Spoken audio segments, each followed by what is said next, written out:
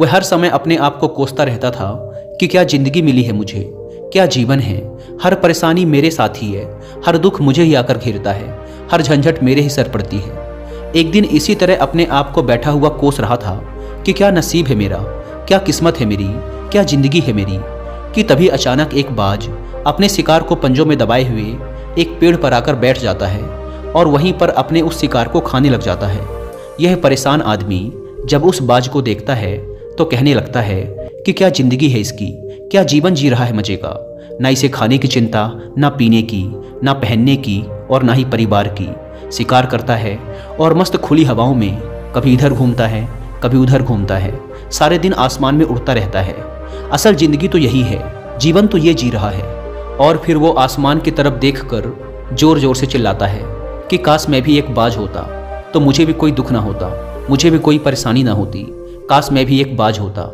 जब वह 2 से 3 बार जोर जोर से चिल्लाता है कि काश मैं भी एक बाज होता तो मुझे भी कोई दुख ना होता, मुझे भी कोई परेशानी ना होती, तो अचानक आसमान में बिजली कड़कने लग जाती है और आसमान से आवाज़ आती है कि हे इंसान, क्या ये हमने सच सुना कि तू हमारी दी हुई ज़िंदगी से परेशान है और तू एक बाज बनना चाहता है। तो इस आकाशवाणी को सुनकर यह इंसान हैरान रह जाता है और आसमान की तरफ देखकर कहता है कि हाँ, मैं सच में अपनी इस ज़िंदगी से बहुत परेशान हूँ, क्योंकि हर परेशानी मेरे साथ ही है, हर दुख मुझे ही है, हर तकलीफ मेरे ही साथ है। तो आसमान से फिर आवाज़ आती है कि हे इंसान, एक बार फिर सोच ले, हमने तुझे बड़ी प्यारी ज़िंदगी दी है, लेकिन अगर फिर भी तू चाहता है कि हम तुझे बाज बना दें तो हम तुझे बाज बना देंगे, लेकिन अगर एक बार हमने तुझे बाज बना दिया तो फिर हम तुझे बाज से इंसान दोबारा नहीं बनाएंगे। तो यह आदमी तुरंत जवाब देता है कि मैंने अच्छी तरह से सोच लिया है कि मुझे बाज ही बनना है, और एक बार बाज बनने के बाद मैं दोबारा कभी नहीं कहूँगा कि मुझे इंसान बनना है। तभी ऊपर से आवाज़ आती है कि जैसे तुम्हारी इच्छा, और वह इंसान बाज बन जाता है। बाज बनते ही वह इंसान खुली हवाओं में उड़ने लगता है, कभी उड़ता हुआ इधर चला जाता है, कभी उड़ता हुआ उधर चला जाता है और सोचता है क्या मज़े की ज़िंदगी है, असल ज़िंदगी तो यही है, ना कोई चिंता, ना कोई परेशानी, ना कोई डर। वह सारा दिन ऊंचे आसमान में उड़ता रहता है, 2-3 मिनट पंख मारता है, उसके बाद पंख मारना बंद कर देता है और लंबे समय तक हवाओं में तैरता रहता है। इसी तरह हवाओं में तैरते हुए शाम का समय नज़दीक आ जाता है तो वह सोचता है कि मेरे पास रहने का एक ठिकाना भी होना चाहिए, मेरा अपना एक घर होना चाहिए जहाँ मैं रात में आराम कर सकूँ। तो यह सोचकर वह छोटी छोटी लकड़ियाँ इकट्ठा करने लग जाता है और एक ऊंचे पेड़ पर अपना घोंसला बनाने लग जाता है।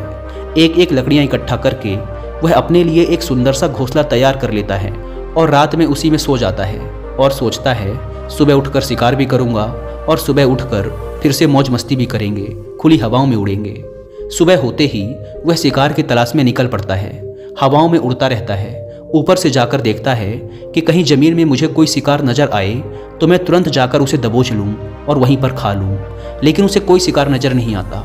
काफ़ी समय बीत जाता है, वह लगातार ऊंचाई से शिकार को ढूंढता रहता है, लेकिन उसे कोई शिकार नहीं मिलता। फिर पास ही एक जंगल होता है, यह उस जंगल में चला जाता है, यह सोचकर कि शायद वहाँ कोई अच्छा सा शिकार मेरे हाथ आ जाए। यह जंगल के ऊपर उड़कर शिकार को ढूंढता रहता है, जंगल के अंदर जाकर भी शिकार को ढूंढता है, लेकिन इसे वहाँ भी कोई शिकार नहीं मिलता। शाम का समय नज़दीक आ जाता है तो मायूस होकर वापस अपने घोंसले की तरफ लौट रहा होता है कि रास्ते पर थक कर एक पेड़ के ऊपर बैठ जाता है। जब यह उस पेड़ के ऊपर बैठा होता है तो उसकी नज़र एक बीमार चिड़िया पर पड़ती है जो कि घायल अवस्था में होती है। यह तुरंत जाकर उसे दबोच लेता है, उसके पंख निकालकर अलग कर देता है और उसे खा जाता है। उस चिड़िया को खाने के बाद वह अपने घोंसले की तरफ उड़ जाता है और रास्ते में सोचता है कि चलो बीमार चिड़िया ही सही, लेकिन कुछ तो खाने को मिला। वह अपने घोंसले पर पहुंचकर आराम करने लगता है और सोचता है सुबह एक अच्छा सा शिकार पकड़ूंगा और अपनी भूख मिटा लूंगा। जैसे ही सुबह का प्रकाश होता है यह निकल पड़ता है अपने शिकार की तलाश में। हवा में उड़ता रहता है, लेकिन आज फिर कोई शिकार इसके हाथ नहीं आता। काफ़ी समय बीत जाता है, यह ऊंचाइयों पर जाकर अपनी तेज नज़रों से शिकार को ढूंढने की पूरी कोशिश करता है, लेकिन इसे कोई भी शिकार नज़र नहीं आता। फिर यह पास के उस जंगल की तरफ चला जाता है, लेकिन इसे वहाँ भी कोई शिकार नहीं मिलता। इसी प्रकार पूरे दिन उड़ते उड़ते शाम का समय नज़दीक आ जाता है तो यह निराश होकर वापस लौटने लगता है और रास्ते में एक पेड़ पर आकर बैठ जाता है। सोचता है शायद आज फिर कोई बीमार चिड़िया मेरा इंतजार कर रही हो, लेकिन हर बार किस्मत मेहरबान थोड़ी होती है। आज इसे कोई बीमार चिड़िया नहीं मिलती। यह थक हार कर वापस अपने घोंसले की तरफ चल पड़ता है और घोंसले पर पहुंचकर भूखा प्यासा ही सो जाता है और सोचता है कल सुबह एक बड़ा सा शिकार पकड़ूंगा और आज की भूख भी मिटा लूंगा। रात को अपने घोंसले में सोया होता है, गहरी नींद में होता है कि तभी एक भयानक तूफान आता है। इस तूफान की हवा इतनी तेज होती है कि इसके घोंसले को उड़ाकर एक जगह फेंकती है और इसे कहीं दूर दूसरी जगह फेंकती है। तो ये जहाँ पर गिरता है वहाँ नीचे एक नोकदार लकड़ी पड़ी होती है जो इसके पंजे में गड़ जाती है और इसे बुरी तरह घायल कर देती है। तूफान के रुकने के बाद बारिश शुरू हो जाती है। तेज बारिश होती रहती है पर यह किसी तरह से पेड़ों के नीचे छुपकर बैठा रहता है। बड़ी मुश्किल से इसकी रात कटती है। जब सुबह होती है तो बारिश रुक जाती है। बारिश के रुकते ही चारों तरफ खुशियाँ छा जाती हैं, चारों तरफ हरियाली छा जाती है। नदियाँ और झरने तेजी से बहने लगते हैं। सब कुछ फिर पहले के जैसा हो जाता है। लेकिन ये बाज अब पहले के जैसा नहीं रहा। इसका पाँव बुरी तरह घायल हो चुका है। इसके पंजे में जो लकड़ी लगी थी उसकी वजह से इसका पंजा बुरी तरह छत बिछत हो गया है।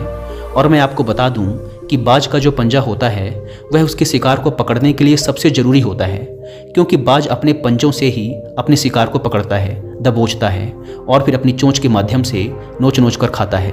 लेकिन अब इस बाज का पंजा बुरी तरह से घायल हो चुका था और वह पिछले 2 दिनों से भूखा भी था।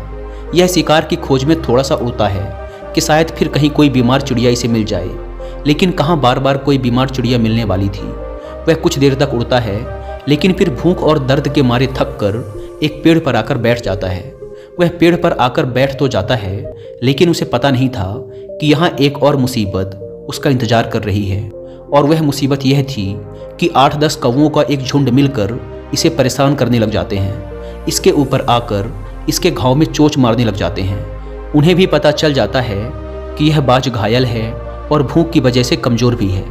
यह बाज उनसे बचने के लिए थोड़ा सा उड़ता है और फिर जाकर बैठ जाता है। उनसे पीछा छुड़ाने का प्रयास करता है लेकिन वो फिर इसके पीछे आ जाते हैं। तो यह फिर उड़कर थोड़ी दूर चला जाता है लेकिन वो इसका पीछा नहीं छोड़ते और बार बार इसके पास आकर इसे परेशान करते हैं। कौवे अक्सर बाज के साथ ऐसा करते हैं लेकिन फिर बाज भी उनके साथ एक खेल खेलता है। जब कौवों का झुंड बाज को परेशान करता है और उनका पीछा नहीं छोड़ता तो बाज हवा में सीधी उड़ान भरने लग जाता है। वह तेजी से सीधा ऊपर की ओर उड़ने लग जाता है। कौवे भी उसके पीछे उड़ते हैं लेकिन कुछ देर तक उड़ने के बाद कौवे ऐसी ऊंचाई पर पहुंच जाते हैं जहां पर उन्हें ठीक से ऑक्सीजन मिलनी बंद हो जाती है। उनका दम घुटने लग जाता है, उनकी सांस रुकने लग जाती है। तो फिर वो वहां से ऊपर नहीं जा पाते। पर क्योंकि बाज तो बादलों से भी ऊपर उड़ सकता है इसीलिए वो तो ऊपर चला जाता है लेकिन कौवे वहां से ऊपर नहीं जा पाते और वो नीचे आने लगते हैं। तो इस तरीके से बाज उनसे अपना पीछा छुड़ा लेता है। लेकिन ऐसा करने के लिए, इतनी ऊंची उड़ान भरने के लिए इस बाज के पास उतनी ताकत नहीं थी, क्योंकि ये भूखा भी था और घायल भी था। तो ये उड़ता और थोड़ी सी दूर जाकर बैठ जाता और कौवे फिर आकर इसे परेशान करने लग जाते। इसी तरह भूख और घायल हालत में एक दिन गुजर जाता है, दूसरा दिन गुजर जाता है, तीसरा दिन गुजर जाता है, लेकिन इस बाज की हालत में कोई सुधार नहीं हो रहा था। वह बद से बदतर होती जा रही थी।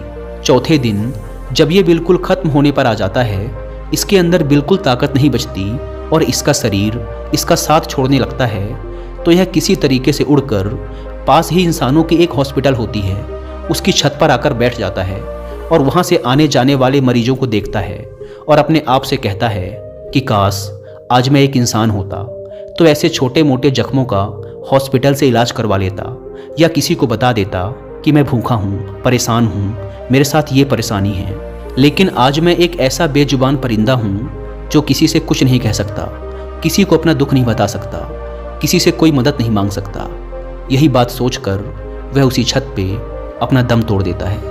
वह अपनी जान की कुर्बानी तो दे जाता है लेकिन साथ ही साथ हमें यह सीख भी दे जाता है कि आपको जैसा बनाया गया है, आप जैसे भी हो उसी में खुश रहो और उसी में बेहतर करने की कोशिश करते रहो, ना कि इस बात से परेशान रहो कि काश मैं ऐसा होता, काश मैं वैसा होता, काश मैं ये बन जाऊं। आपको जैसा भी बनाया गया है आप उसी में अपना सर्वश्रेष्ठ करने का प्रयास करते रहो। दोस्तों, ये कहानी तो काल्पनिक है लेकिन हमें जीवन का एक बहुत ही महत्वपूर्ण नियम सिखाकर जाती है कि हम जैसे भी हैं अच्छे हैं, बस हमें उसी में अपना सर्वश्रेष्ठ करने का प्रयास करते रहना चाहिए। धन्यवाद।